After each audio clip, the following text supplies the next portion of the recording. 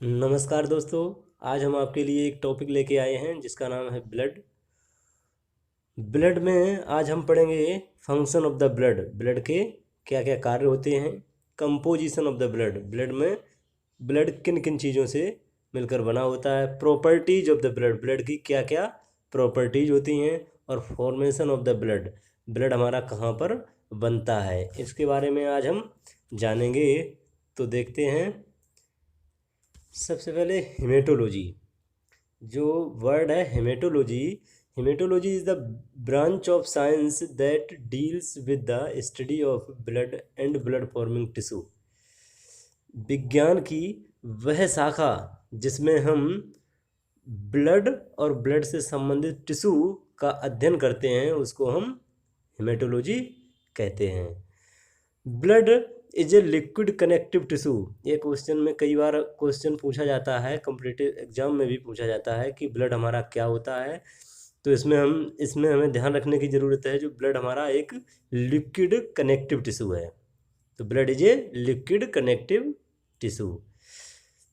Next है हमारा its function of transport of substance, transport of substance from one part of body to another part. इसका जो main function होता है, इसका मेन काम जो होता है वो होता है ट्रांसपोर्टेशन का काम, कि एक जगह से दूसरी जगह पर पहुंचाना। जो भी हमारी बॉडी में जो पदार्थ एक जगह से दूसरी जगह पहुंचाने का जो काम होता है वो ब्लड का होता है। ट्रांसपोर्टेशन का जो काम होता है वो मेन काम होता है ब्लड का। आगे बढ़ते हैं। Blood circulate in cardiovascular system which is composed of heart and blood vessel.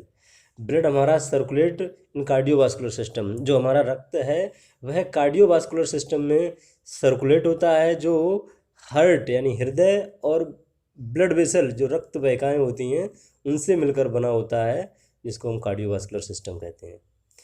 Next है blood is fluid in the circulation.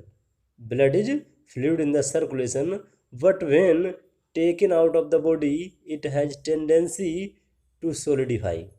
Blood हमारा लिक्विड फॉर्म में रहता है जब तक यह सर्कुलेशन में रहता है, but when taken out of the body, जब यह शरीर से बाहर निकाला जाता है तो इसकी एक टेंडेंसी होती है जो सॉलिडिफाई होने की। जो सॉलिडिफाई होने की जो टेंडेंसी होती है इसको हम कोगुलेशन और क्लोटिंग कहते हैं। सबसे पहले हम देखते हैं फंक्शन ऑफ द ब्लड, जो रक्त के कार्य होते हैं उनको हम देखते हैं। सबसे पहला है ट्रांसपोर्टेशन। ट्रांसपोर्टेशन में एक जगह से दूसरी जगह ले जाने के काम को हम ट्रांसपोर्टेशन का कार्य कहते हैं। सो सबसे पहला ट्रांसपोर्टेशन में है गैसेस। जो गैसेस होती हैं उनमें हमारे जो रेस्पिरेटरी जो फंक्शन होता है उसमें गैसेस O2 और CO2, ऑक्सीजन और कार्बन डाइऑक्साइड का ट्रांसपोर्टेशन रक्त के द्वारा किया जाता है। इसमें जो हमारा रक्त होता है उसकी आरबीसी जो होती हैं हीमोग्लोबिन से मिलकर बनी होती हैं, और जो हीमोग्लोबिन पिगमेंट जो होता है वह ऑक्सीजन से बाइंड होने के बाद जो हमारे टिश्यू के लिए रक्त की सहायता से ऑक्सीजन को पहुंचाता है, और वहाँ से जो वेस्ट होता है वो कार्बन डाइऑक्साइड के रूप में, जो कार्बन डाइऑक्साइड होती है गैसेस, वो टिश्यू से और हमारे फेफड़ों में लाता है। तो गैसेस में ट्रांसपोर्टेशन का काम हो गया कार्बन डाइऑक्साइड लाना और ऑक्सीजन को वहाँ तक ले जाने का काम। नेक्स्ट है हमारा न्यूट्रिशन। न्यूट्रिशन में क्या होता है, जो कुछ भी हम खाना पीना खाते हैं उसमें जो हमारा मेटाबॉलिक जो होता है ग्लूकोज, जो पाचन होने के बाद क्या बनता है, हमारे खाने से ग्लूकोज बनता है। ग्लूकोज अमीनो एसिड और fatty acid, lipids, phospholipid, glycolipid, और जो विटामिन्स होती हैं, मिनरल्स होते हैं बहुत सारे, ये क्या होते हैं कि ऑब्जर्व हो जाते हैं जीआईटी में। तो ये जीआईटी में ऑब्जर्व होने के बाद ये सब ब्लड में मिलते हैं, ब्लड में आते हैं, और ब्लड से आने के बाद ब्लड में फिर यह बॉडी के अलग अलग पार्ट में डिस्ट्रीब्यूट हो जाते हैं। ब्लड के द्वारा हर जगह अलग अलग टिश्यू में पहुंचते हैं जहां पे इनकी ज़रूरत होती है ग्रोथ करने के लिए और एनर्जी देने के लिए, वहां पे ये पहुंच जाते हैं। बेस्ट प्रोडक्ट क्या है? बेस्ट प्रोडक्ट हमारा जो रक्त होता है, जो हमारा टिश्यू होते हैं उनमें बहुत अनेकों प्रकार के जो बेस्ट बनते हैं, उनको हमारे जो रक्त है वहाँ से ला करके, और जो एक्सक्रीटरी चैनल होते हैं जैसे किडनी, जो वेस्ट प्रोडक्ट जैसे यूरिया है, यूरिक एसिड है, और इनको रक्त में लाने के बाद यह किडनी में पहुँचता है, और किडनी वहाँ से फिल्टर करके उनको बाहर निकालने का काम करती है। तो ऐसे ही हमारा नेक्स्ट है हार्मोन। हार्मोन में क्या है कि जो हार्मोन होते हैं वह इंडोक्राइन डक्टलेस जो ग्लैंड होती हैं वह डायरेक्टली जो हार्मोन को ब्लड में छोड़ती हैं, और ये जो ब्लड होता है उनको ब्लड की सहायता से अपने टारगेट ऑर्गन पर जहाँ पहुँचना, मान लो टारगेट उनका ऑर्गन होता है, ऑर्गन जहाँ टारगेट ऑर्गन होता है वहाँ पे पहुँच के अपना कार्य करती हैं। जैसे ग्रोथ हार्मोन है और T3 T4, ये हार्मोन डायरेक्टली ब्लड में पहुंचते हैं, और ब्लड से उनका जो टारगेट ऑर्गन होता है वहाँ पे पहुंच के अपना कार्य करते हैं। हीट क्या होता है कि हमारी बॉडी में जो कुछ ऑर्गन हीट प्रोड्यूस करते हैं और कुछ ऑर्गन ऑर्गन हीट लॉस करते हैं। तो जो हमारा ब्लड का जो मेन काम होता है वो एक जगह से दूसरी जगह हीट को पहुंचाता है, और जैसे जिस जगह जहाँ से हीट लॉस होता है वहाँ पर भी हीट को मेंटेन करने का काम ब्लड का होता है। आगे देखते हैं रेगुलेशन। रेगुलेशन ब्लड का रेगुलेटरी फंक्शन देखते हैं क्या होता है। तो सबसे पहले रेगुलेशन ऑफ वाटर बैलेंस, जो हमारा ब्लड होता है वह वाटर को कैसे बैलेंस करता है। तो इसके लिए जो हमारा रक्त होता है उसमें प्लाज्मा प्रोटीन पाई जाती हैं। जो हमारी प्लाज्मा प्रोटीन होती हैं वह ऑस्मोटिक प्रेशर के द्वारा और हाइड्रोस्टेटिक स्टेटिक प्रेशर के द्वारा हमारे ब्लड को बाइंड करके रखती हैं और उसको बैलेंस बना कर रखती हैं। नेक्स्ट है एसिड बेस बैलेंस। जो एसिड बेस बैलेंस होता है, जो हमारा रक्त है वह एक बफर का काम भी करता है। बफर का काम, जो हमारी प्लाज्मा प्रोटीन होती हैं उनमें कार्बोक्सिल और अमीनो ग्रुप पाए जाते हैं, जिससे वह एसिड और बैलेंस को बनाकर रखता है। नेक्स्ट है हमारा बॉडी टेम्परेचर रेगुलेशन। तो ये हमारा जो बॉडी टेम्परेचर रेगुलेशन का काम, जो हमारा ब्लड है वह हीट प्रोडक्शन जहाँ से होता है और हीट लॉस जहाँ पे होता है, जहाँ से हीट बनता है और जहाँ पे हीट लॉस होता है वहाँ पे बहुत आसानी से हीट को ट्रांसफ़र करने में इसकी मदद करता है। इसलिए हमारी बॉडी का टेम्परेचर जो होता है वो कांस्टेंट बना रहता है। आगे देखते हैं प्रोटेक्शन। जो प्रोटेक्शन है, ब्लड का प्रोटेक्टिव क्या फंक्शन है, ब्लड का प्रोटेक्टिव फंक्शन क्या है, ब्लड हमारे शरीर की रक्षा कैसे करता है। तो सबसे पहला है हेमरेज बाई क्लॉटिंग। जब हम कहीं जाते हैं या कुछ भी काम करते हैं, किसी भी कारण से हमारे हाथ या पैर में इंजरी हो जाती है तो वहाँ से रक्त बहने लगता है। जब रक्त बहता है तो वहाँ पे कुछ क्लॉटिंग फैक्टर्स, जो प्लेटलेट आके वहाँ पे बाइंड होती हैं, तो इससे हमारी जो क्लॉटिंग की प्रक्रिया स्टार्ट हो जाती है और वहाँ पे ब्लड का थक्का बनने लगता है, जिसको हम क्लोटिंग कहते हैं। और वह क्लोटिंग के द्वारा हमारी जो ब्लीडिंग होती है उसको कम कर देता है, रोक देता है। अगला है हमारा WBC and antibodies why infectious agent. ये एजेंट लिखा हो यहाँ पे, गलत हो गया, एजेंट। तो WBC और एंटीबॉडीज़ जो होती हैं हमारे रक्त में, यह हमें बैक्टीरिया, वायरस और जितने भी जो पैथोजेनिक ऑर्गेनिज्म होते हैं इनसे लड़ती हैं और हमारी इन्फेक्शन से बचाने में मदद करती हैं। तो ये प्रोटेक्टिव फंक्शन दो हो गए। एक तो हमारे बॉडी से हेमरेज नहीं होती ज़्यादा, अगर कहीं चोट लगती है तो सबसे पहले हमारी बॉडी क्या करती है, क्लॉटिंग करती है वहाँ पे, जिससे रक्त कम बहे। और दूसरा हमारा जो बॉडी है वह एंटीबॉडी और WBC जो होती हैं वो हमें इन्फेक्शस एजेंट से बचाने के लिए उनसे आक्रमण करती हैं। जो हमारी WBC और एंटीबॉडी होती हैं वह हमें इन्फेक्शन से बचाने में मदद करती हैं। नेक्स्ट है हमारा कंपोजिशन ऑफ द ब्लड। जो ब्लड होता है उसमें क्या क्या कंपोजिशंस पाए जाते हैं। तो नंबर सबसे पहले हम देखते हैं, ब्लड कंसिस्ट ऑफ 55% प्लाज्मा। इसमें क्या होता है, ब्लड में 55% तो केवल प्लाज्मा होता है और 45% जो होता है फॉर्म्ड एलिमेंट। 45% क्या होते हैं, फॉर्म्ड एलिमेंट, जिन्हें हम सेल कहते हैं, जैसे RBC।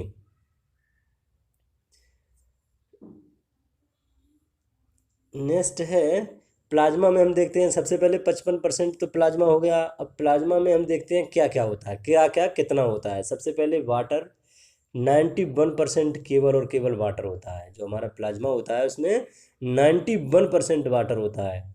उसके बाद 7% जो होता है, 7% क्या होता है, प्रोटीन। इनको हम प्लाज्मा प्रोटीन कहते हैं, जिसमें एल्बुमिन और ग्लोबुलिन और फाइब्रोनिन नामक प्रोटीन पाए जाते हैं। इनको हम प्लाज्मा प्रोटीन कहते हैं। ये 7% हो गया। 91 और 7 98 हो गया। अब हमारा ये 1%, जो 1% बचा है, उसमें अदर सॉल्यूट्स होते हैं। 1 से 1.5% होते हैं ये अदर सॉल्यूट्स। अदर में क्या होता है, सबसे पहले हो गया अदर सॉल्यूट में गैसेस, और आगे देखते हैं गैसेस के बाद हो गया न्यूट्रिएंट्स। जो न्यूट्रिएंट्स होते हैं वो होते हैं 1% में ही waste product, urea, uric acid, creatinine, electrolyte, sodium, potassium और क्लोराइड। हार्मोन्स जैसे T3, T4 और ग्रोथ हार्मोन, ये हमारे हार्मोन होते हैं उस 1% में ही। और एंटीबॉडी भी हमारे जो 1%, यानी प्लाज्मा का जो 1% होता है उसमें हमारे अदर सॉल्यूट्स जो 1% होते हैं उसमें ये न्यूट्रिएंट्स और gases, waste product, electrolyte, hormone और एंटीबॉडी, ये सारी चीज़ें होती हैं। अब नेक्स्ट है हमारा फॉर्म्ड एलिमेंट ऑफ द और सेल। जो हमारा फॉर्म्ड एलिमेंट होती हैं इनको हम सेल बोलते हैं। जो ब्लड में 55% तो प्लाज्मा हो गया, उसके बाद 45% जो होती हैं वो सेल्स होती हैं। तो सेल्स में रेड ब्लड सेल, इनको हम एरिथ्रोसाइट बोलते हैं। एरिथ्रोसाइट, एरिथ्रोसाइट बोलते हैं। और ये वाइट ब्लड सेल होती हैं, इनको हम ल्यूकोसाइट बोलते हैं, ल्यूकोसाइट। और ये थ्रम्बोसाइट जो होती हैं इन्हें हम प्लेटलेट बोलते हैं। जो प्लेटलेट होती हैं इनको हम थ्रम्बोसाइट, यहाँ पे प्लेटलेट लिखना चाहिए था। जो प्लेटलेट होती हैं उनको हम थ्रम्बोसाइट, जो होती हैं उनको हम प्लेटलेट बोलते हैं। तो ये 3 प्रकार की सेल्स हमारी पाई जाती हैं जो ब्लड में, वो 45% सेल में होती हैं। ठीक है, तो सबसे पहले जो आरबीसी होती हैं इनमें रेड पिगमेंट जो हीमोग्लोबिन पाया जाता है, यह ऑक्सीजन ले जाने का काम करता है और कार्बन डाइऑक्साइड छोड़ने का काम करता है। जो हमारी डब्ल्यूबीसी होती हैं ये डिफेंस का काम करती हैं, सुरक्षा का काम करती हैं। जो हमारे बैक्टीरिया, वायरस, फंगाई जो हमारी बॉडी में इंटर करते हैं तो इनसे हमें ये बचने की क्षमता प्रदान करती है और हमारे शरीर की इन्फेक्शन से रक्षा करती है। नेक्स्ट थ्रम्बोसाइट्स, जो प्लेटलेट्स जो होती हैं यह क्या करती हैं, यह क्लोटिंग का काम करती हैं। थ्रम्बोसाइट्स जो होती हैं क्लोटिंग का काम करती हैं, जिससे हमारी बॉडी में कोई भी इंजरी होने पर जो रक्त का बहाव है वो कम हो जाता है। तो ये तो हो गई ब्लड के कंपोनेंट की बात। नेक्स्ट देखते हैं, नेक्स्ट है हमारा प्रॉपर्टीज ऑफ द ब्लड। जो ब्लड की प्रॉपर्टीज होती हैं उनके बारे में हम जानेंगे। सबसे पहले आता है कलर। कलर इसका रेड कलर होता है और रेड कलर प्रेजेंट होता है रेड पिगमेंट की वजह से। जो रेड पिगमेंट हमारे ब्लड में पाया जाता है हीमोग्लोबिन, उसकी वजह से इसका कलर जो होता है वो रेड होता है, लाल होता है।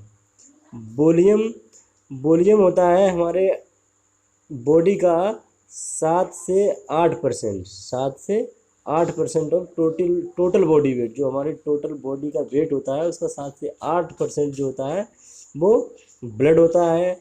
और उसमें 5 से 6 litre, 5 to 6 litre adult mail में होता है और 4 to 5 लीटर अडल्ट फीमेल में होता है। पीएच की बात करें तो इसका नॉर्मल पीएच होता है ब्लड का 7.35 to 7.45, स्लाइटली एल्कलाइन होता है।